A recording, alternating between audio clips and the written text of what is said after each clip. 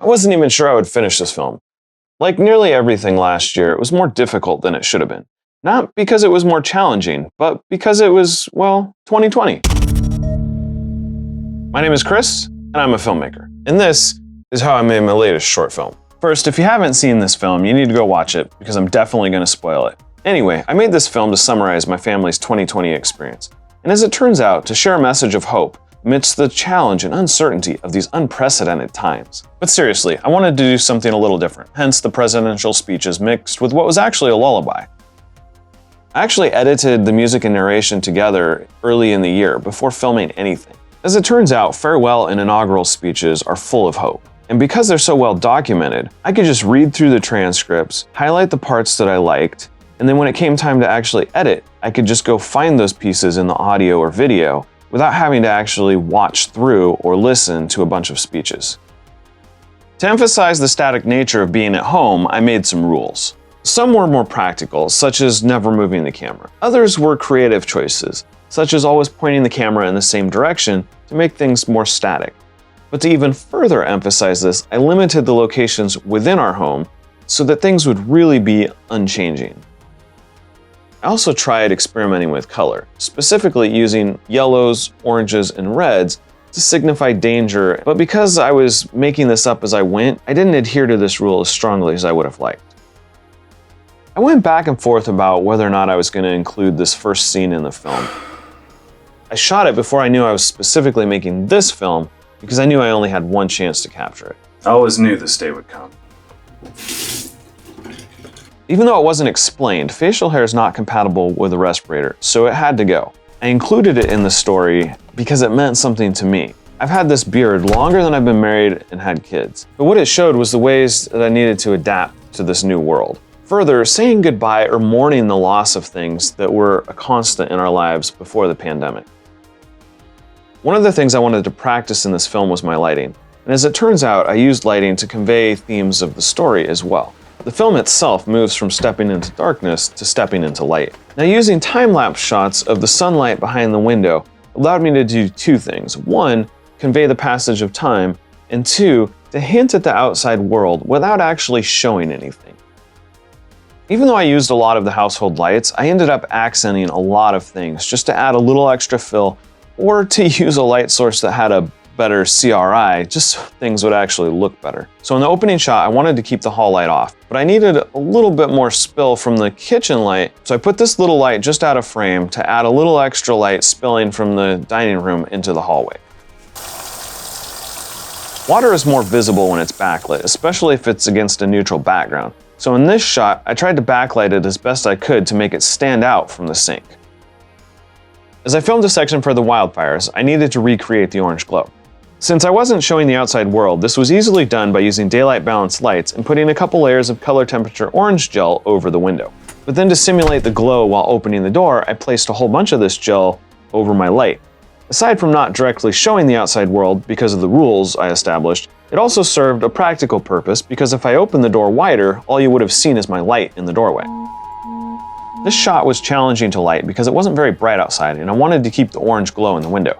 If I had turned on the overhead light, you wouldn't have seen that glow at all. But because I couldn't turn on the overhead light, you might not notice me at first being in the back dark corner of the room. Since the eye is drawn to motion and brightness, I used the dryer light to draw your attention to me. However, that light was very dim by itself, so I supplemented the light in the dryer by putting my light inside as well. But this meant I couldn't turn off the light when I shut the dryer door. So I guess I'll fix it in post. So I did two things. I turned it off in After Effects, and then I just stood in front of the dryer so you couldn't tell that the light was left on the entire time.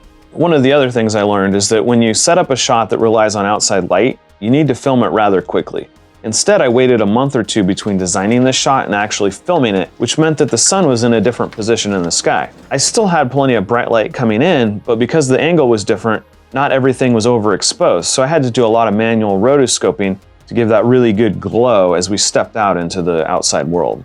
Also, I accidentally included my light stand in the shot, but I didn't even bother to paint it out because your eye is drawn to the bright middle of the frame, and honestly, you don't even notice it.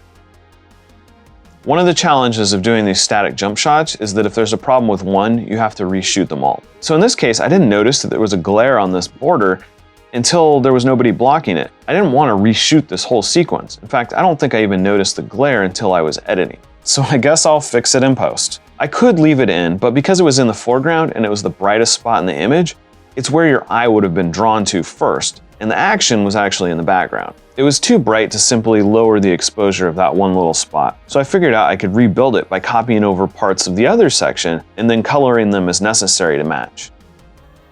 So to further emphasize the static nature of being at home, I originally intended to include a lot more one-shot scenes. But getting the blocking and timing down for just this one scene by myself showed me how much of a challenge that would be, especially if I added the rest of my family into the mix. So I ended up just going with a bunch of jump cuts, which actually turned out to be a better choice because it not only emphasized the static nature of things, it also showed the passage of time. For obvious reasons, I couldn't record actual classroom sessions with other people's children, so I had to make my own. I had my kids choose different outfits, and I used my phone to film various clips of them around the house. I then composited all of them together in After Effects and added a chat window. I had a little too much fun with it and made many of the kids troublemakers and gave some of them fitting names, because I originally thought you wouldn't be able to read them on the screen. Since I didn't want anyone getting pulled out of the film by reading nonsensical names, I edited the clips together faster than I originally intended. So I guess the lesson I learned there is unless you're intentionally putting a joke in something, always play it straight. If I had this to do over again, I would have given the kids normal names rather than something that might pull you out of the narrative of the story. However, even in something with a more serious tone, there's always room for a joke, but more about that in a moment. This shot is an example of how I could do more with less by implying something rather than showing it directly. I wanted to do a quick little scene to acknowledge the protests and Black Lives Movement, but I didn't want to just show another notification on the screen. So again, to just add a little extra and imply the outside world without actually showing anything, I had my wife walk by the window with this light in her hand.